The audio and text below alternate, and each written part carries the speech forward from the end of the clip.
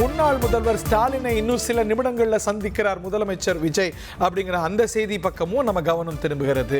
இது தமிழ்நாட்டு அரசியலில் நம்ம இயல்பாக பார்க்காத ஒரு காட்சி. ஒரு முதலமைச்சர் வந்த மாத்திரத்திலேயே அவர் நாற்காலியை 2 நாட்கள் முன்னாடி வரைக்கும் அலங்கரித்த ஒரு முன்னாள் முதலமைச்சரை தேர்தல் கசப்புகள்லாம் இன்னும் அந்த பிரச்சாரங்களுடைய எதிரொலிகள்லாம் இன்னமும் இணையத்தில் நிறைத்திருக்க அந்த சூட்டோடு சந்திப்பது யாருடைய கையிலையும் மைக்காஞ்சு போயிடலை. ஸோ இந்த சூழலில் சந்திப்பது அப்படிங்கிறதும் கூட முக்கியத்துவம் பெற்றது.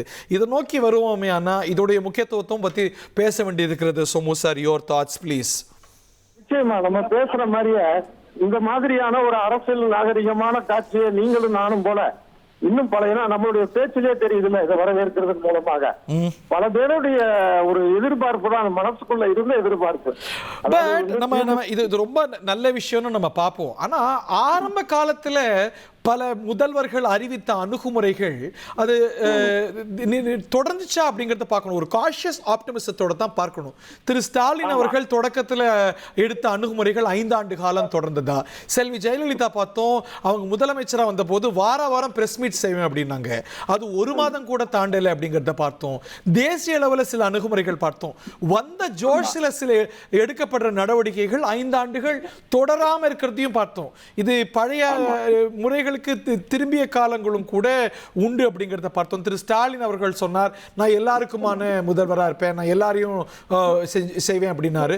ஸோ அந்த அணுகுமுறைகள் அது 5 ஆண்டுகள் தொடர்ந்ததான் பார்த்தோம். செல்வி ஜெயலலிதா அறிவித்த அணுகுமுறைகள் 5 ஆண்டு காலம் தொடர்ந்தா அப்படின்னு பார்த்தோம். திரு இபிஎஸ் அறிவித்த அணுகுமுறைகள். ஸோ நம்ம ஒரு we can be optimistic but we can be cautiously optimistic அப்படின்னு சொன்னா மிகையா.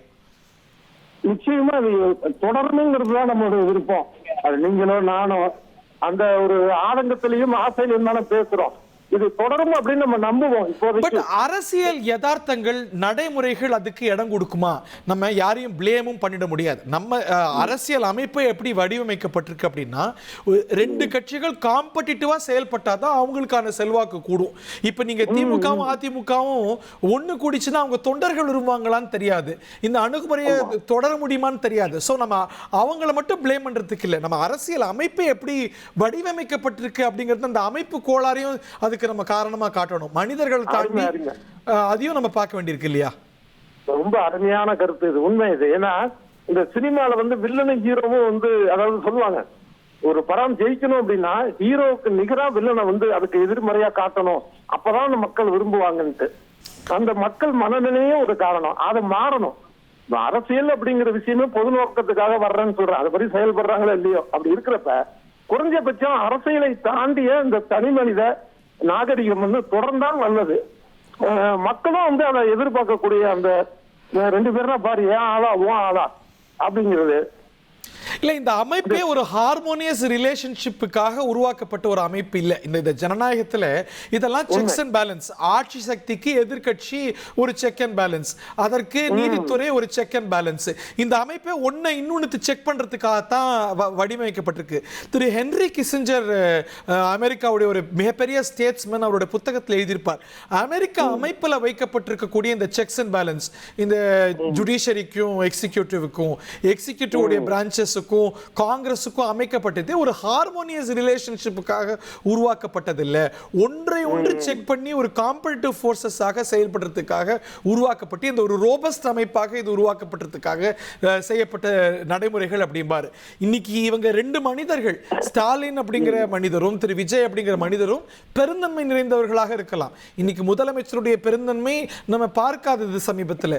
திரு ஸ்டாலினுடைய பெருந்தன்மையும் நிச்சயமாக வியந்து பாராட்டத்தக்கது. இந்த மனிதர்களுடைய பெருந்தன்மை தாண்டி இந்த அமைப்பு இந்த பெருந்தன்மைக்கு இடம் கொடுக்குமா? மக்கள் அவங்களுடைய ஓட்டர் பேஸ் இடம் கொடுக்குமா? அவங்களுடைய இணையவாசிகள் இடம் கொடுப்பாங்களா? நம்ம இணையத்திலே பார்க்கிறோம், இந்த சந்திப்பு நடந்திருக்க கூடாதுன்னு சில தாவேக ஆதரவாளர்கள் பதிவு செய்த பார்க்கிறோம். ஸ்டாலினை கடுமையா பேசியிருக்கிறாரு, ஸ்டாலின் இதுக்கு இடம் கொடுத்திருக்க கூடாதுன்னு இணையவாசிகள், திமுக இணையவாசிகள் சொல்றதை பார்க்கிறோம். So they also should listen to their கான்ஸ்டிட்யூன்சிஸ்ங்கிற ஒரு நிலை உருவாகும்.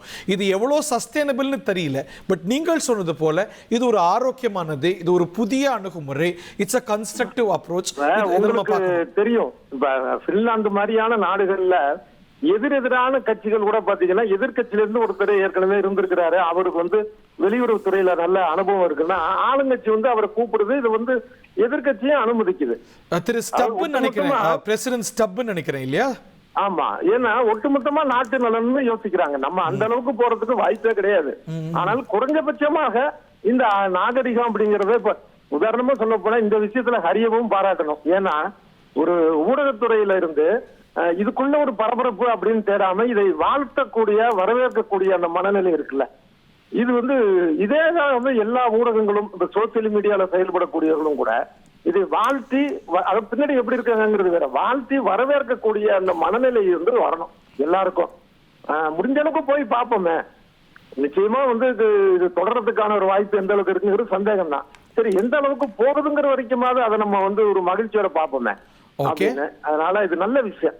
நன்றி. அந்த நல்ல விஷயத்துடைய இது வரைக்கும் நம்ம தமிழ்நாட்டு அரசியல்ல பார்க்காத அந்த காட்சியை விஷுவல்ஸா கொஞ்ச நேரத்துல பார்க்க போறோம்.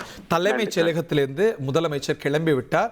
அவர் சென்று சேரக்கூடிய இடம் அவருடைய கேம்ப் ஆஃபீஸ் இல்லை, முந்தைய முதலமைச்சருடைய கேம்ப் ஆஃபீஸாக செயல்பட்ட திரு ஸ்டாலின் அவர்களுடைய திமுக தலைவர் முன்னாள் முதலமைச்சர் திரு ஸ்டாலின் அவர்களுடைய இல்லம்.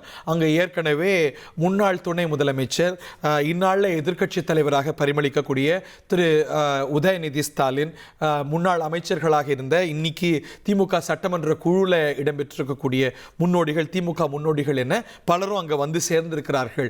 இவங்க எல்லாமும் கூட இதில் இடம்பெற போறாங்கிறத பார்க்கின்றோம். இனி செல்லும் இடமெல்லாம் செய்தி. தந்தை டிவியின் வாட்ஸ்அப் சேனலை ஃபாலோ பண்ணினா செல்ல இருக்கும் இடமெல்லாம் செய்தி. இதோ QR கோட் இப்பவே ஸ்கேன் பண்ணுங்க, ஃபாலோ பண்ணுங்க.